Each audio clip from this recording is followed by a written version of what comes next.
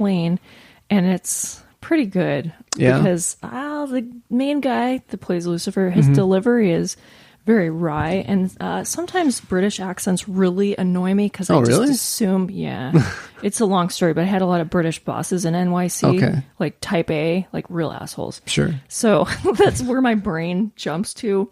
But then I'm like, okay, no, wait, Jenna, give this person a chance just because they're British.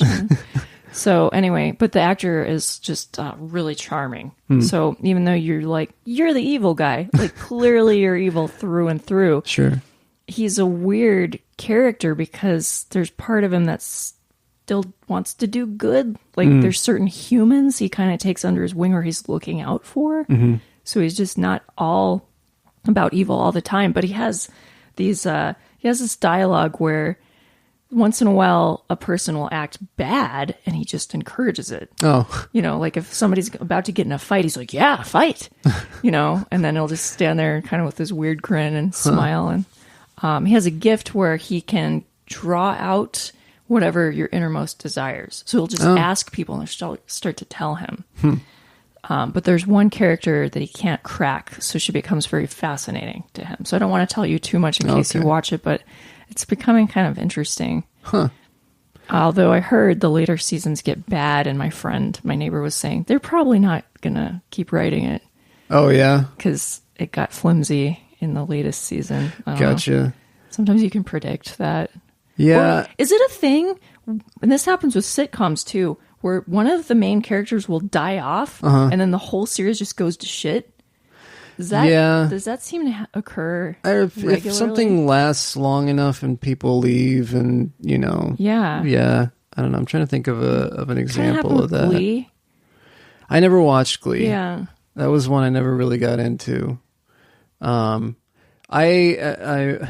will probably, now that they've finally said that this is the last season of Supernatural, I'll probably I was just going to say that. Yeah. Because in the car ride on the way to our show, my girlfriend was chatting up the Lyft driver, like all about Supernatural.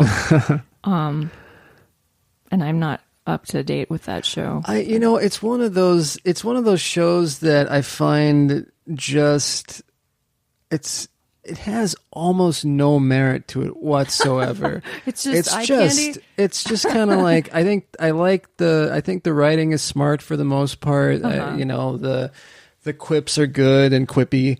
And you know, there's a lot of like inside jokes for nerds, and so it's well, that's fun. Entertainment, right? Yeah, Sometimes exactly. You want It's to turn just your like brain off. Pure entertainment, pretty much. I don't want to think about some things too hard. Exactly. Yeah. I'm trying to think of why I still watch Family Guy. Yeah, I will. I don't know. I'll try to. I started making some general rules for myself now that, I don't know, I can kind of just do whatever. And I'm making more reading time for myself. Good. I'm not allowing, once I go into the bedroom, I'm off the phone. Great. No more phone in the That's bedroom. a good then rule. I'll read or I'll watch. Like you don't even show. look through the Insta? You're not sitting up in bed? Nope. Oh, man, I got to make a rule like that. Once I put the phone down in there, I'm done. That's great. Yeah.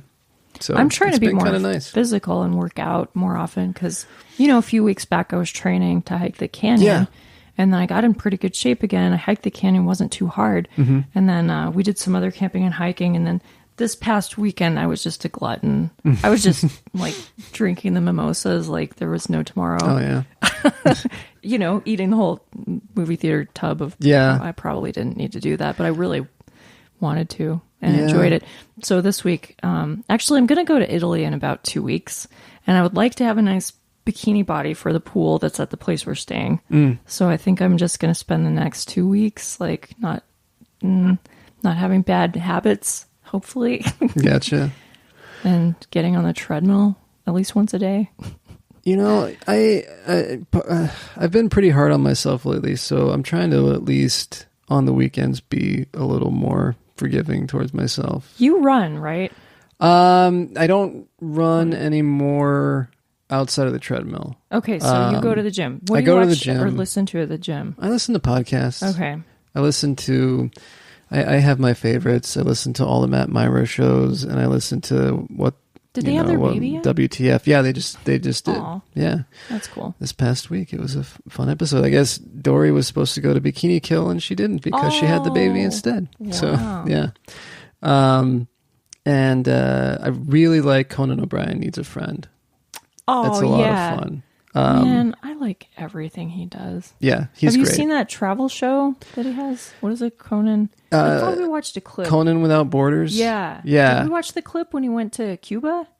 I watched the episode where he went to Cuba, and it was great. It is great. It was, I laughed pretty hard at that. It was really, really fun. That's an amazing way of making fun of himself, and you're like, yeah, that's he does. But then he was talking to. It's endearing. This week he was talking to Robert Caro, the guy who wrote like The Power Broker and all those big books on Lyndon Johnson, and so then it was Conan like nerding out over history. Like he's apparently been trying to talk to this guy for a long time. Wow. And so yeah, it was a really fascinating listen too. And he hung in there. You can like tell he buckled down and it was like, this is something I'm very serious about. That's cool. But yeah, I really like the podcast for that reason. And it's still fun too. It's still funny. He's still, one of the things he was saying was like, you should tell your publisher that you're going to abandon the next Lyndon Johnson book and spend a couple of years living with Conan and write about him because you find him very fascinating. Millions of people worldwide would buy that book. Oh, yeah, absolutely. No doubt about it. But yeah, so I do that. And then, I try to split things up. So I'm on the treadmill for a few miles and then I lift weights and stuff. And I'm going to have to fall in love with more podcasts because that's my biggest holdup at the gym is that I just find it so boring. Yeah, it is incredibly boring.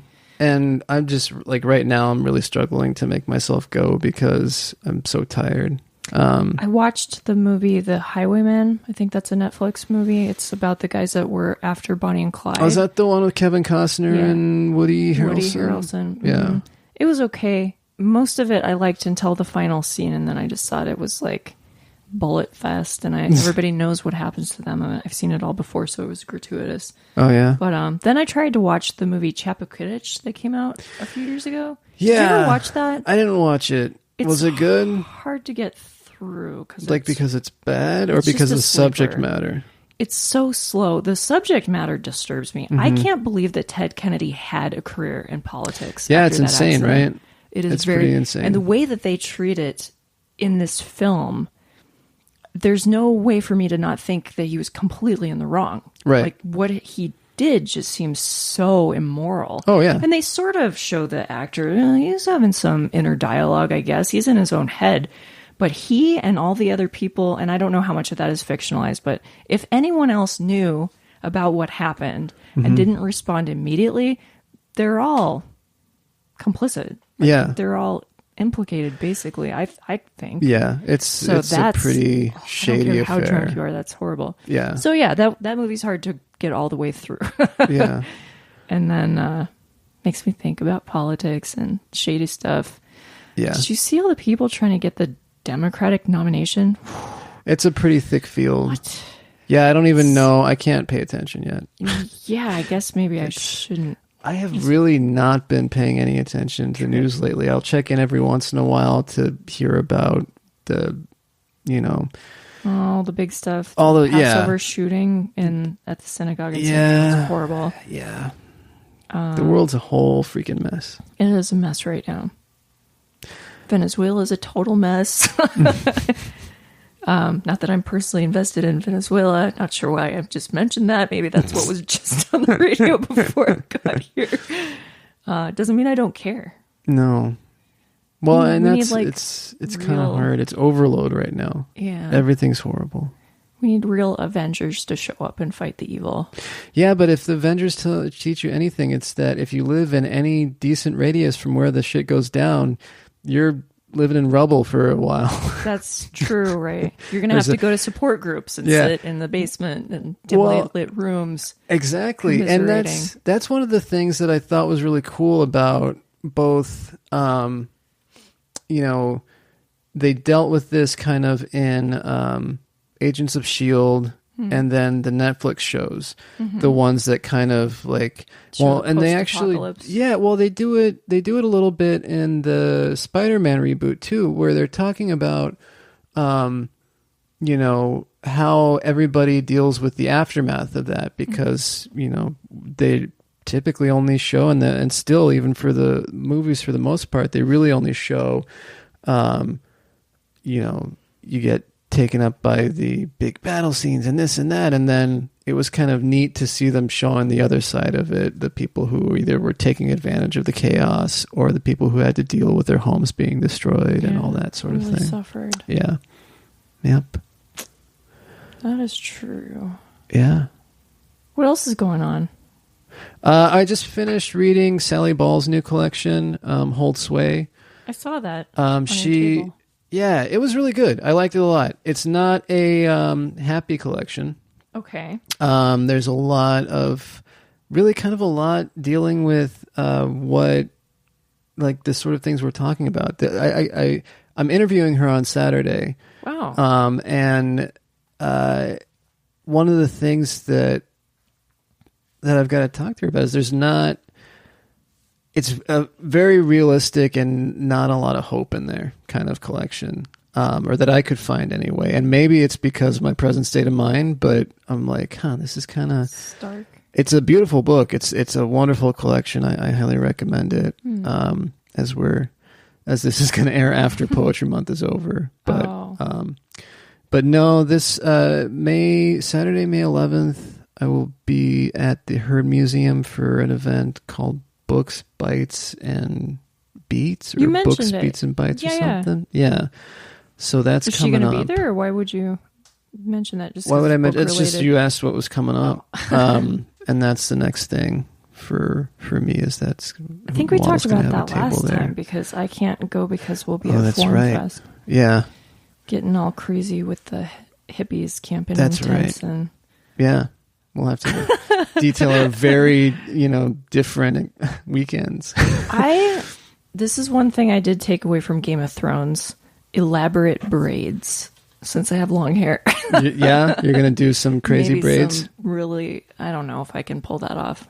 Maybe not. Maybe people would just think that it's like cosplay, and maybe. Yeah. All right, maybe not.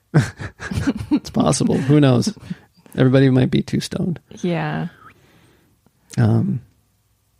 Well. Yeah, I think what we didn't do was intro the show. We didn't. Oh my goodness. At this point, there's almost no point other than to say that we can be found on Instagram and Twitter at Hoot and Review, and hootenreview@gmail.com. Who cares about Facebook, right? Nobody. Yeah. I'm trying to consolidate that stuff and have everything be on just a Hoot and Waddle page and funnel everything to that. Just because, I don't know, I don't know. No, I asked my students. Yeah. Anybody use Facebook? Facebook is over. Is Facebook now MySpace? I just said... It kind of went down in flames. Nobody put their hand up, and then I went, is that like something your parents use? And they were like, yeah. Allison Bills finally pressured me into... Well, her and Jason Kyle actually finally pressured me into using the Instagram stories for the first time. Well, that's fantastic, because I love Insta. So. I don't know. I have a love-hate relationship with social media in general. I know you do. But yeah, I did it a couple of times over the weekend. And you're getting better at selfies. Yeah. Yeah. Propulsion. I don't know. Whatever. What is my not taking a selfie going to stand for? So, I don't know. That might speak volumes. All right. Should we wrap it up then? I think so. I think that's going to be it. All right. Till next time. Till Indeed. Tuesday. Till Tuesday. Yeah. Voices carry.